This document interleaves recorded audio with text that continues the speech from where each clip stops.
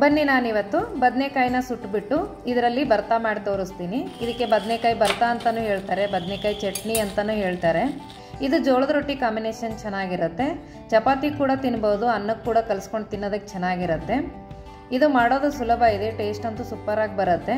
ಬನ್ನಿ ಯಾವ ಥರ ಮಾಡೋದು ಅಂತ ನೋಡ್ಕೊಳ್ಳೋಣ. ಇದಕ್ಕೆ ಮೊದಲಿಗೆ ಏನೇನು ಸಾಮಗ್ರಿಗಳನ್ನು ತೊಗೊಂಡಿದ್ದೀನಿ ಅಂತ ಸಾಮಗ್ರಿಗಳನ್ನು ತೋರಿಸ್ತೀನಿ ನೋಡಿ. ಒಂದು ದಪ್ಪ ಸೈಜ್ದು ಬದನೆಕಾಯಿನ ತೊಗೊಂಡಿದ್ದೀನಿ, ಒಂದು ಫಾರಮ್ ಟೊಮಾಟೊ, ಒಂದು ಈರುಳ್ಳಿ, ಸ್ವಲ್ಪ ಕೊತ್ತಂಬರಿ ಸೊಪ್ಪು, ಕಾಯಿಸಿ ಆರಿಸಿರೋ ಎಣ್ಣೆ 1 ಟೇಬಲ್ ಸ್ಪೂನಷ್ಟು, 1 ಟೇಬಲ್ ಸ್ಪೂನಷ್ಟು ಅಚ್ಚ ಖಾರದ ಪುಡಿ, ರುಚಿಗೆ ತಕ್ಕಷ್ಟು ಉಪ್ಪನ್ನು ತೊಗೊಂಡಿದ್ದೀನಿ.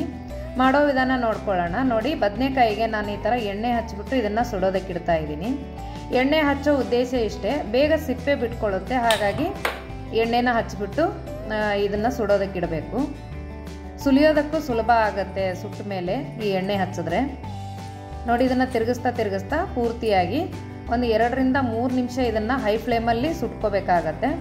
ಇಲ್ಲ ಲೋ ಫ್ಲೇಮಲ್ಲಿ ಸುಟ್ಕೋತೀನಿ ಅಂದರೆ ಒಂದು 5 ನಿಮಿಷನಾದರೂ ಇದನ್ನು ಈ ಥರ ಒಳಗಡೆ ಎಲ್ಲ ಬೇಯೋವರೆಗೂ ಸುಟ್ಕೋಬೇಕು. ನೋಡಿ ಈಗ ಸುಟ್ಟಿದ್ದು ರೆಡಿ ಆಗಿದೆ. ಈಗ ಇದನ್ನು ಸ್ಟವ್ ಆಫ್ ಮಾಡಿ ಇದು ಪೂರ್ತಿಯಾಗಿ ತಣ್ಣಗಾಗೋದಕ್ಕೆ ಬಿಡಬೇಕು. ತಣ್ಣಗಾದ್ಮೇಲೆ ಇದನ್ನು ಯಾವ ಥರ ಮಾಡೋದು ಅಂತ ನೋಡ್ಕೊಳ್ಳೋಣ ನೋಡಿ. ಈಗ ಪೂರ್ತಿಯಾಗಿ ತಣ್ಣಗಾಗಿದೆ. ಇದು ತುಂಬಾ ಪೂರ್ತಿಯಾಗಿ ಈ ಥರ ಕಟ್ ಮಾಡಿ ತೆಗೆದು ಬಿಡಬೇಕು.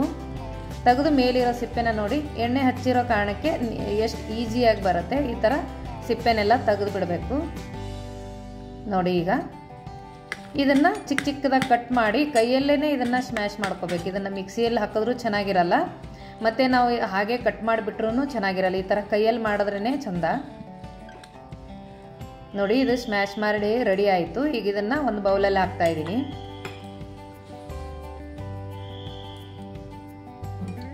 ಇದಕ್ಕೆ ನೋಡಿ ಒಂದು ಈರುಳ್ಳಿನ ಸಣ್ಣದಾಗಿ ಕಟ್ ಮಾಡಿ ಹಾಕ್ತಾಯಿದ್ದೀನಿ, ಒಂದು ಫಾರಮ್ ಟೊಮೆಟೊನ ಹಾಕ್ತಾಯಿದ್ದೀನಿ. ನಾಟಿ ಆದರೆ ಅರ್ಧ ಹಾಕ್ಕೊಳ್ಳಿ ಸಾಕು. ಸ್ವಲ್ಪ ಕೊತ್ತಂಬರಿ ಸೊಪ್ಪನ್ನ ಹಾಕ್ತಾಯಿದ್ದೀನಿ. ನಿಮಗೆ ಖಾರಕ್ಕೆ ಎಷ್ಟು ಬೇಕೋ ಖಾರದ ಪುಡಿನ ಹೆಚ್ಚು ಕಮ್ಮಿ ಹಾಕೋಬಹುದು.